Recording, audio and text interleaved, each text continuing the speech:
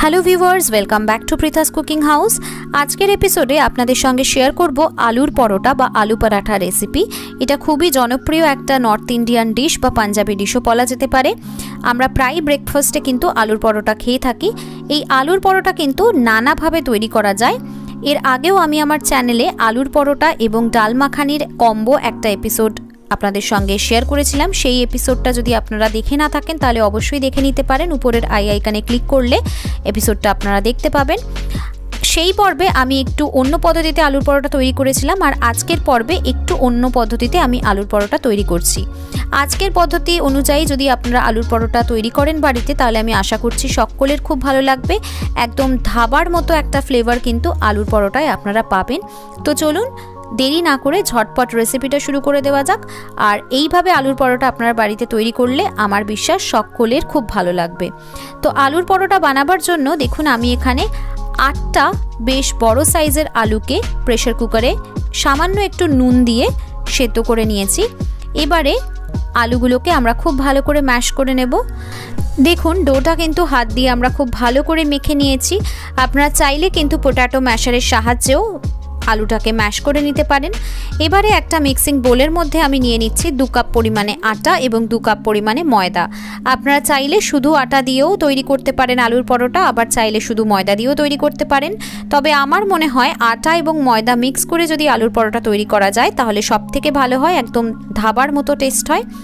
এবারে এর মধ্যে অ্যাড করছি স্বাদ অনুযায়ী লবণ এবং 2 টেবিল স্পুন পরিমাণ রিফাইন্ড অয়েল বা সাদা তেল। খুব ভালো করে এই লবণ আর রিফাইন্ড অয়েলটা আমরা আটা ময়দার সাথে মিক্স করে নেব এবং ভালো করে ময়ান দিয়ে নেব। তো দেখুন খুব ভালো করে আমরা কিন্তু ময়ান দিয়ে নিয়েছি। এবারে আস্তে আস্তে অল্প অল্প পরিমাণে লিউকওয়ার্ম ওয়াটার বা ঈষদুষ্ণ গরম জল অ্যাড করে আমরা এই ময়দাটা আর আটাটা মেখে নেব এবং একটা ডো তৈরি করে নেব। লুটি, রুচি, পরোটা এই সব তৈরি করতে ঠিক যেরকম কনসিস্টেন্সির ডো আমরা তৈরি করে থাকি ইউজুয়ালি, ঠিক সেই রকম কনসিস্টেন্সি কিন্তু একটা ডো আমাদের তৈরি করে নিতে হবে। তো দেখুন আলুর পরোটার ডো কিন্তু একদম রেডি। আমরা খুব ভালো করে আটা ময়দাটা মেখে নিয়েছি। এবারে আরও 2 টেবিল স্পুন পরিমাণ রিফাইন্ড অয়েল একটু আমরা এর মধ্যে অ্যাড করে খুব ভালো করে একটু হালকা হাতে এই আটা ময়দার ডোটার সঙ্গে তেলটাকে মাখিয়ে নেব এবং তারপরে একটা ঢাকনা চাপা দিয়ে 8 ঘন্টা থেকে 45 মিনিটের জন্য এই ডোটাকে একটু সেট হতে দেব।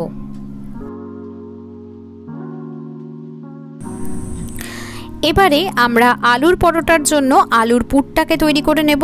তার জন্য একটা কড়াই নিয়েছি, কড়াইয়ের মধ্যে দিয়ে দিয়েছি 2 টেবিল স্পুন পরিমাণ রিফাইন্ড অয়েল।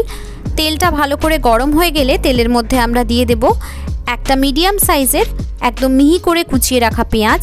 পেঁয়াজটা 2 মিনিট ধরে যখন হালকা ভাজা হয়ে যাবে তখন এর মধ্যে আমরা অ্যাড করব স্বাদ অনুযায়ী কাঁচা লঙ্কা কুচি এবং রসুন কুচি প্রায় 2 টেবিল স্পুন পরিমাণ। সমস্ত কিছুকে আরও 2 থেকে 3 মিনিট ধরে একটু ভালো করে ফ্রাই করে নিতে হবে। যখন রসুন, কাঁচা লঙ্কা এবং পেঁয়াজ ভালো করে ফ্রাই হয়ে যাবে তখন এর মধ্যে আমরা অ্যাড করব কিছু গুঁড়ো মশলা। আমি দিয়ে দিলাম 1 টিস্পুন পরিমাণ ধনে গুঁড়ো, 1 টিস্পুন পরিমাণ জিরে গুঁড়ো, 1/2 টিস্পুন পরিমাণ লাল লঙ্কার গুঁড়ো। লাল লঙ্কার গুঁড়োটা অপশনাল, আপনারা চাইলে নাও দিতে পারেন যদি কম ঝাল খেতে পছন্দ করেন, যেহেতু অলরেডি কাঁচা লঙ্কা ইউজ করা হয়েছে। মশলাটা 2 থেকে 3 মিনিট ধরে ভালো করে কষিয়ে নিয়েছি। মশলাটা ভালো করে কষে যাওয়ার পরে এবার আমরা আগে থেকে সেদ্ধ করে ম্যাশ করে রাখা আলুটা এর মধ্যে অ্যাড করে দেব। আলুটা অ্যাড করে খুব ভালো করে আমাদের মশলার সঙ্গে কিন্তু মিক্স করে নিতে হবে এবং 2 থেকে 3 মিনিটের জন্য একটু এটা রান্না করে নিতে হবে। 2 থেকে 3 মিনিট পরে আমরা আলুর মধ্যে দিয়ে দেব স্বাদ অনুযায়ী লবণ এবং একদম 1 পিঞ্চ মতো একটু চিনি, যাতে স্বাদটা একটু সুন্দরভাবে ব্যালেন্স হয়ে যায় তার জন্য। এবং আবারও খুব ভালো করে কিন্তু আমাদের এটা মিক্স করে নিতে হবে। তারপরে আমরা এর মধ্যে অ্যাড করব 1 মুঠো পরিমাণ ধনেপাতা কুচি, একটা সুন্দর ফ্লেভারের জন্য। যদিও এটা অপশনাল, তবে ধনেপাতা কুচি দিলে কিন্তু দারুণ সুন্দর একটা ফ্লেভার আসে। ধনেপাতা কুচিটা দিয়েও খুব ভালো করে নেড়েচেড়ে মিক্স করে নেব এবং আরও 2 থেকে 3 মিনিটের জন্য আলুটাকে আমরা একটু রান্না করে নেব। দেখুন 2 মিনিট পরে আমাদের আলু কিন্তু একদম রেডি। এদিকে 45 মিনিটও হয়ে গেছে, ডোটা খুব ভালো মতো সেট হয়ে গেছে। আরও একবার ডোটাকে একটু ভালো করে 1 থেকে 2 মিনিট ধরে মেখে নিতে হবে। ডোটা আরও 1-2 মিনিট ধরে একটু ভালো করে মেখে নেওয়ার পরে এই ডোটা থেকে আমরা ছোট ছোট অংশ কেটে নেব, মানে লেচি কেটে নেব। লুচি তৈরি করার জন্য যেরকম সাইজের লেচি কাটি তার থেকে একটু বড় সাইজের লেচি আমাদের আলুর পরোটার জন্য কেটে নিতে হবে।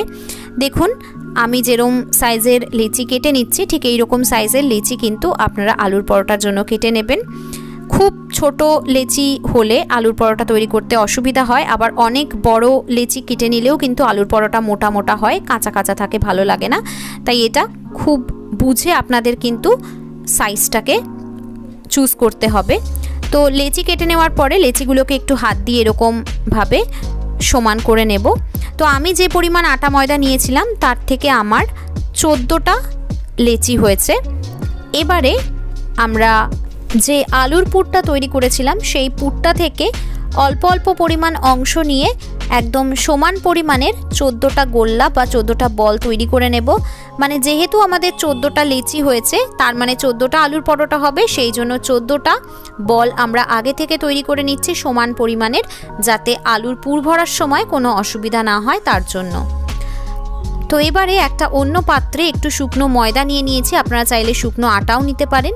একটা লেচি নিয়ে নিলাম, লেচিটা খুব ভালো করে ময়দাতে কোট করে নেওয়ার পরে এরকম হাত দিয়ে চেপে চেপে এরকম একটা বাটির মতো আমাদের তৈরি করে নিতে হবে। ঠিক দেখুন আমি যেভাবে হাত দিয়ে চেপে চেপে বাটির মতো একটা অংশ তৈরি করে নিচ্ছি, এইভাবে আপনাদের তৈরি করতে হবে। তারপরে যে আলুর 14টা বল তৈরি করে রেখেছিলাম সমান পরিমাণের, একটা বল নিয়ে নিলাম, নিয়ে এরকমভাবে বাটির মাঝখানটাতে বসিয়ে দিলাম। এবারে খুব ভালো করে এই চারিপাশটা আমাদের সিল করে দিতে হবে। ঠিক আমি যেভাবে মুখটা সিল করছি ওইভাবেই আপনারা মুখটা সিল করবেন, যাতে আলুর পরোটা বেলার সময় আলু ভেতর থেকে বেরিয়ে না আসে, সেদিকে আমাদের খেয়াল রাখতে হবে। তো দেখুন একটা আলুর পরোটার লেচি কিন্তু আমাদের রেডি। এবার আবারও একটু সামান্য পরিমাণ শুকনো ময়দা দিয়ে আমাদের খুব হালকা হাতে প্রেস করে করে আলুর পরোটাটা বেলে নিতে হবে। আলুর পরোটা কিন্তু কখনোই রুটি যেরকম হাত দিয়ে ঘুরিয়ে ঘুরিয়ে বেলে সেরমভাবে বেলতে নেই, একদম এরমভাবে উল্টে পাল্টে চারিদিকটা হালকা হাতে প্রেস করে করে বেলতে হয়, নাহলে কিন্তু ভেতর থেকে আলু বেরিয়ে আসতে পারে। তো দেখুন ঠিক আমি যেভাবে আলুর পরোটা বেলে নিয়েছি এইভাবে কিন্তু আপনাদের আলুর পরোটা বেলে নিতে হবে। আমাদের একটা আলুর পরোটা একদম রেডি, আপনারা দেখতেই পাচ্ছেন কোনো রকম আলু কিন্তু ভেতর থেকে বেরিয়ে আসেনি। আর একটাও আপনাদের সুবিধার্থে আমি দেখিয়ে দিচ্ছি। ঠিক এই রকমভাবে একটা লেচি নিয়ে ময়দার মধ্যে কোট করে এরকম একটা বাটির মতো অংশ করে নিতে হবে প্রথমে। তারপরে এই বাটির মতো অংশটার মাঝখানে যে গর্তটা আছে সেখানটাতে আমরা দিয়ে দেব একটা আলুর বল বা গোল্লা। আলুর পুরটা দেওয়ার পরে মুখটাকে আবারও খুব ভালো করে আমাদের কিন্তু সিল করে নিতে হবে, যাতে না বাইরে কোনো আলু বেরিয়ে আসে।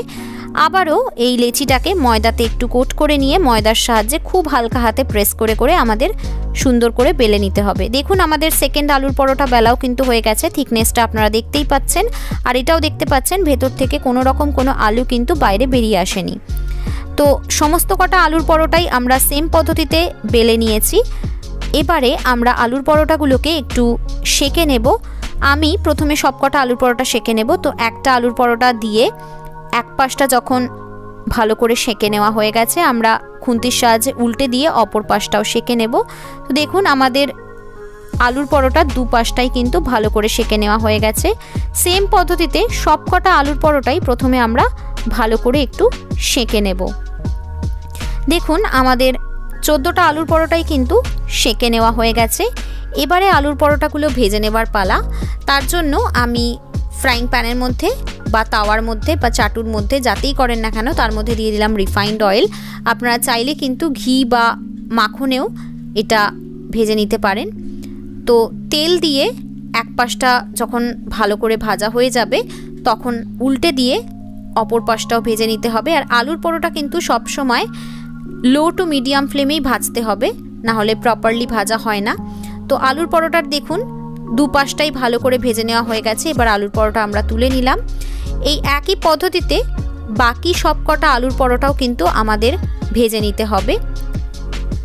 তেল কতটা লাগবে সেটা ডিপেন্ড করছে আপনাদের আলুর পরোটা কতটা থিক হয়েছে বা কতটা বড় হয়েছে তার উপরে। তবে খুব বেশি তেল লাগে না আলুর পরোটা তৈরি করতে। দেখুন আমাদের সবকটা আলুর পরোটা রেডি হয়ে গেছে, আর কতটা নরম কতটা সফট হয়েছে আপনারা দেখতেই পাচ্ছেন, কতটা ইজিলি ছিঁড়ে গেল। আর ভেতরের আলুর কোটিংও দেখুন একদম সম্পূর্ণভাবে কিন্তু বোঝা যাচ্ছে। দারুণ সুন্দর আলুর পরোটা একদম রেডি। গরম গরম আলুর পরোটা এবার আমরা দই দিয়ে এবং আচার দিয়ে সার্ভ করতে পারি। আশা করছি আজকের রেসিপিটা আপনাদের ভালো লেগেছে। রেসিপিটা ভালো লাগলে অতি অবশ্যই ভিডিওটাতে একটা লাইক করে দেবেন এবং ভিডিওটা সকলের সাথে শেয়ার করবেন। আর আমার চ্যানেলে যদি আজকে প্রথমবার এসে থাকেন তাহলে চ্যানেলটাকে অতি অবশ্যই সাবস্ক্রাইব করে দিয়ে পাশে থাকা বেল নোটিফিকেশন আইকনটা অন করে দেবেন। তাহলে আমি চ্যানেলে যখনই নতুন কোনো রেসিপি আপলোড করব নোটিফিকেশন আপনার কাছেই সববার আগে পৌঁছে যাবে। আর যদি আপনারা ফেসবুক পেজ থেকে আমার এই ভিডিওটা দেখে থাকেন তাহলে পেজটাকে ফলো করতে ভুলবেন না। খুব শিগগির হাজির হব পরবর্তী এপিসোডে নতুন কোনো একটা রেসিপি নিয়ে। টিল দেন আপনারা সবাই ভালো থাকবেন, সুস্থ থাকবেন এবং সকলকে ভালো রাখবেন।